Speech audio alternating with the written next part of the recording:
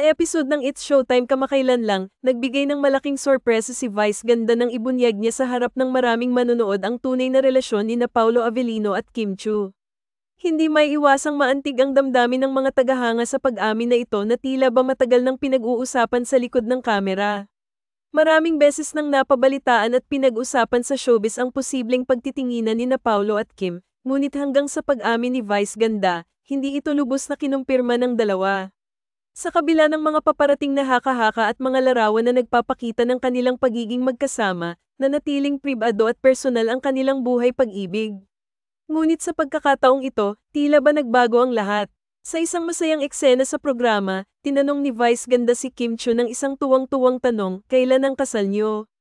Ang tanong na ito ay agad na nagdulot ng kagalakan at pagkabigla sa studio, kasama ang mga kasamahan sa show at mga tagahanga sa labas ng kamera. Bagamat hindi direktang sinagot ni Kim ang tanong, ang mga reaksyon at kilos niya sa eksena ay nagpakita ng kakaibang kasiyahan at pagkamangha. Ang pag-amin ni Vice Ganda ay hindi lang simpleng balita sa mga tagahanga. Ito rin ay naging usap-usapan sa mga social media platforms at nag-trending agad sa Twitter at iba pang mga online na komunidad.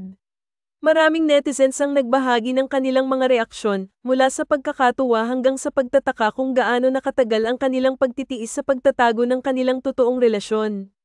Sa kabila ng mga pang-aalipusta at intriga na madalas na bumabalot sa buhay ng mga sikat na personalidad, tila ba nagtagumpay ang pag-amin ni Vice Ganda na magbigay ng kasiyahan sa mga taong sumusuporta sa dalawang artistang ito. Ang pagiging tapat sa kanilang damdamin at pagpapakita ng kanilang pagmamahal sa harap ng publiko ay nagpapakita ng kanilang pagkakaunawaan at pagiging matatag sa kanilang relasyon.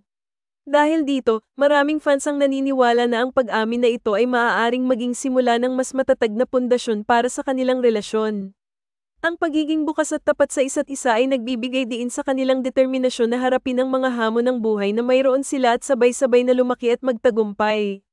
Samantala, habang patuloy na nagpapakita ng suporta ang kanilang mga tagahanga, ang dalawa ay patuloy na nagtatrabaho sa kanilang mga karera at patuloy na nagbibigay inspirasyon sa kanilang mga tagahanga sa pamamagitan ng kanilang husay at dedikasyon sa kanilang mga craft.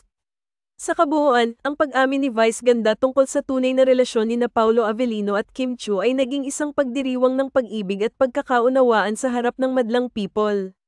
Ito ay isang paalala sa atin na sa kabila ng mga pagsubok at pagdududa, ang tunay na pagmamahal ay magtatagumpay sa huli, at ang pagiging tapat sa ating mga damdamin ay magbibigay daan sa tunay na kaligayahan at katuparan ng ating mga pangarap. Ano ang sa inyo sa balitang ito?